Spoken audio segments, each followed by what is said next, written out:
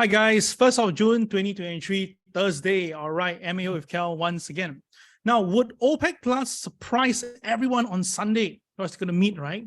And the thing is this, they actually banned some of the prominent big media group from entering this meeting. This is incredible. I think something will happen this weekend. All right, I said that 2 days ago. I'm going to repeat myself once again. And is there a reason why now Warren Buffett is buying more OXY? Because we know OXY and crude oil is very related. So let's see what they have been doing. All right, let's go. Disclaimer apply as usual, and thank you, Ames, for the kind sponsorship. Now, first of all, let's discuss what happened last night. Well, the Dow Jones dropped 134 points, Nasdaq down by 100 points, and S&P down by 25. The main driver for the Nasdaq to fall was Nvidia. And I've been telling you guys to take profit on Nvidia. I hope you listen to me. I'll tell you more in details. But one company, in fact, the sector, which is ExxonMobil and Chevron, both down by 1.63% to 1.79%. I'm quite concerned with this because I've been saying this, crude oil is actually a very important dynamic to the US economy. So if you put US economy beside crude oil, you will notice that crude oil prices goes up, right? It's a time whereby the US economy picks up because there means more demand on crude oil, energy. That means the economy is doing well. But in fact, you think about this, when the economy is not doing well, so you notice that the crude oil price actually goes down. So if crude oil price is coming down right now, what do you think will happen to the US economy? So the thing is, on top of that, we all know that everybody's looking at the House for the vote on the debt ceiling, and we all know that it has cleared, okay? It has cleared, yeah? So the thing is, right now, what the market is looking at is the next thing will be, once the bill is approved, right, the market will be shifting a focus back to the June Federal Reserve meeting, which is something that I have also been saying. Because I think that this US debt thing is a done deal. They're going to kick the can down the alley, further down for 2 years. They're going to print more money. We all know that, so it's nothing to talk about this. But by printing more money, that means that the inflation will continue to be a problem. All right. We all know the Nasdaq is up for the month of May by 5.8%. That's a lot. Helped by the rally in the artificial intelligence related stocks and all the technology names, right? But the main thing in this was Nvidia. So I've been telling you this, if Nvidia comes down, AMD will come down. When all these things will come down itself, right, there will be a pullback. And I believe that the Nasdaq will still drop to 13,600 level for the 14,400 that I called for sell just a couple of days ago. So the Dow actually dropped by 3.5%, and it's primarily because of Nike, Walt Disney, Walgreens, 3M, Chevron, and Dow Incorporation. So it's actually the bigger boys that actually are coming down right now. So to me, it's all right. The taking profit in June could actually continue. All right, putting that aside first, the debt ceiling deal win House passage. As you can see that eventually 314 vote for it to go ahead with 117 going against it. So it's very clear that all these people, they are talking a lot of stuff. End of the day, they know that they cannot be, they don't be blamed for the problem. So they rather get it over it and move on. Yeah. Anyway, everyone get their paycheck. Who wants to be the one not getting it, right? So we will know that now Jerome Powell has given the right to go and print more money if he wants to. So just a matter of time again, the US dollar will be under heavy scrutiny. But meantime, because they want to increase interest rate, there'll be more demand for the US dollar. So that's why the dollar will stay up, and that will give some pressure to the gold prices. But put that away, today we concentrate on the S&P and the US crude oil and OXY. Now, S&P 500, as you can see now, try to break above the Fibonacci level at 41.90, but it failed and closed back at 41.79. So based on this result, I want to show something very, very interesting. I know it's just going to go live with you, yeah? Oh dear, I think I got the thing away. Never mind, I just do this right now. I want you to focus on all the big volume days, okay? All right, take a look at all the big volume days stuff. You will notice something very important. Usually, the big volume days, the market is actually at the bottom. Can you see that? Now, not every time. Sometimes it's just in the midway, but majority of the time when you have huge volume, it's because there's some selling in the market. But you look at S&P, this doesn't look like selling to you. So, but we have very huge volume traded yesterday. Now, it could be end of a month, it could be rolling over, but I just feel that you have to be very careful because now we have the market at the top with a huge volume. So usually it is the same thing. If the market at the bottom with huge volume and the next moment the price recover, we've seen a bottom. So if by right, if the market is at the top instead, and then the volume is heavy, that means that we could see a peak at the moment. So that's why I felt that, right, if the market do break down, there is a chance to see the S&P going down back to 4,000, okay, for S&P. But of course, if the market really take this as a chance to push up the market, then of course the next target the S&P is going is 4,400 already. So where are we now? 41.79. So upside 44.00, downside 40.00. All right. So watch out for these two numbers. I think we are going to get to see one of them very, very soon. Okay. The volume speaks for itself. Now, the thing is this, we all know that Nvidia, Tesla, Apple, Microsoft, AMD, Amazon, Avago, Meta, all these are the counters that's holding the market, but yet yesterday, most of them are down. That is very interesting. So that's the reason why I feel that maybe with this huge volume in the market and the S&P at high, and the thing is this, based on the way we see it, whenever there's huge volume, you just need to be very, very careful, all right? So that's the reason why yesterday I warned you guys about Nvidia. I said Nvidia at 400, you really have to sell. And I can tell you this, if you have followed through, you have saw Nvidia broke below 400 and came down all the way to 378, which is a decent volume, okay? Not heavy, but decent. So the thing is this right now, would Nvidia continue to go down lower? Well, by right itself on mathematics, we can see that this is the closing price about 305.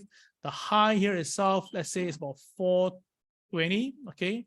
So the midpoint between them itself, all right, that means it's about 120, 60, or about 365. I think that Nvidia may have to come down to 365 first to find a base, okay, or buy a base. Not only if it breaks below, then the selling may bring it down further. If not, 365 could be the near-term support, if you would ask me. All right, so watch out for Nvidia at 360 to 365, that area itself, okay? All right, because we can see that now a lot of boys are still calling for buying. In fact, they say that, okay, it's okay, this pullback is fine, let's buy more. The thing is this, when we say you hear it on this Wall Street or the mainstream media, right, you need to be very, very careful, all right? Okay, so let's talk about the OXY. Now, apparently, Berkshire Hathaway bought more OXY. Yes, they bought more again. And the price they bought is about $58.70. All right, so we all know that they've been buying quite a fair bit, but you can see it's almost relentless. You can see that now everybody knows that Warren Buffett is betting a lot on this energy bet. The thing is this, but we all know that he's been buying down the way down from $64 the last few times he bought. Now it's at $58 and still buying. All right, so if you look at it right now, he's holding quite a fair bit of 4%, but this is based on the portfolio. I think in March, I think this should be now higher. So, but still, for it to be at this ranking itself, right, it's the 1, 2, 3, 4, 5, 6, the 6th biggest holding. And of course, above that is Chevron. So, question is this, with the crude oil price going down, doesn't Warren Buffett know that something is wrong here? Or why is he buying? Unless he really knows that what will happen to crude oil price later on. So, the thing is this, we look at Occidental OXY, right? You can see the share price has broke below my support level at $58, I mentioned. So, if $58 can't hold, the likely price that it will be going is 54. That is the price that I will want to buy. So in fact itself, right, I've been telling people this $54, you can try to do that. Now, yesterday, when this news came out that Warren Buffett bought some shares, right, normally when this news come out, the stock market will actually buy on it, the Wall Street will buy. But instead, last night, the market went down instead 1.6%. So it's just like trying to mean that Warren Buffett buys, I sell. And the thing is this, someone is selling against Warren Buffett. Is it because that Warren got it all wrong this time around, or because that people are trying to push it down as much as they can? So to me, we all know that who could be the only short sellers in the market for the US crude.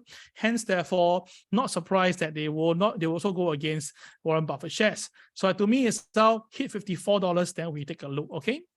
All right, now if you put the crude oil chart side by, and put it together, you'll notice a crude oil chart, the one in blue line, and the OXY move in tandem. That means that you can see over here, when crude oil price pulls back, OXY price came down. When when the crude oil price goes up, OXY also went up. So all these speak for itself that crude oil is a very important element for OXY movement. Then the thing is this, we all know that now the US White House, SPR, the petroleum reserve, is really at the 40 years low, and seemingly itself, right, it could go lower.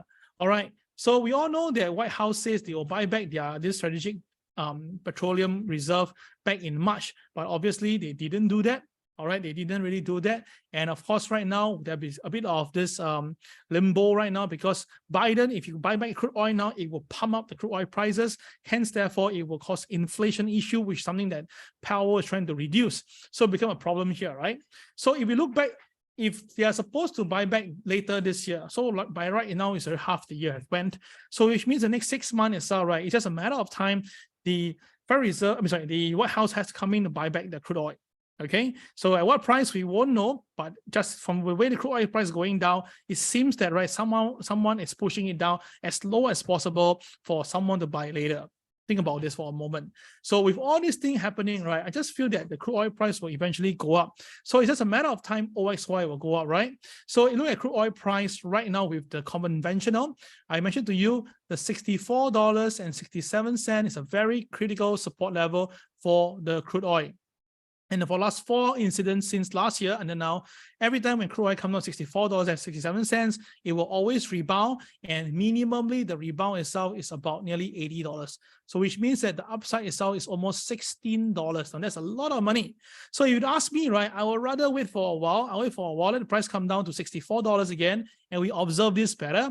And if the market really holds there, and of course, that probably a short seller will cover back the position, and they may think it's time to buy back some shares, buy back some of the shorts, then of course OXY will also go up. So if you ask me right now, now the current price of crude oil is $68. To go down to $64 is very possible. Now OX price times $58 to go down $54 is also very possible. So it seems that, right, if we look at it very clearly, it'll be better that we wait for a while, let the crude oil price come down and then hit $64, and then probably OXY will hit $54. I think that would be a good time to buy some OXY. What do you think? Let me know in your comment box, all right? And of course, with this understanding right now, okay, we can see this here. OPEC Plus actually bans all the prominent media groups from Vienna meeting, right? So why are they doing that itself? So the thing is this, we all know that OPEC Plus has announced to reduce the number of barrels of oil production to 1.6 million barrels in April. And that pushed the crude oil price all the way higher, much higher, right? To about $76. Then after that, it's all right. It just gave down all the way. So the thing is this Sunday, they're going to convene again. And this time around, it's all right. We are looking at something to happen. Now, I got this very good feeling that something will happen this weekend. And that's the reason why I want you guys to watch this closely. But we all know that the Saudi Energy Minister, Prince Abdulaziz bin Salman, or short form of MBS, he himself is actually warning speculators to be very careful. Don't anyhow put their position in the market, especially short sellers. But Russia Deputy Prime Minister Alexander Novak came and said that there's no further step from OPEC Plus in the meeting. So what do you think? Is this it's a fake movement, or they are genuine? Let us know in the comment box. Yeah. Last but not least, it's all right. This is my TWB crude oil chart, and you can see why am I so concerned right now. Now, based on what I'm seeing right now, whenever my indicators start to show the selling momentum, all right, you can see that the crude oil price really comes off. All right. So the thing is this, for me right now, we can see very clearly my KSI and my KCX are all in a negative position. It's a bearish signal. So I don't think crude oil will recover in the near term. Hence, therefore, I believe that the crude oil will try to touch the $64 or $65 per barrel. And of course, if that happens, right, that will pull down some of the Dow component stock, and Dow should see a little bit more downside. All right. So with that, let's watch this weekend and see things will happen. To me, it's wait for a lower price to buy some OXY. It's Cal signing off. Take care. Bye-bye.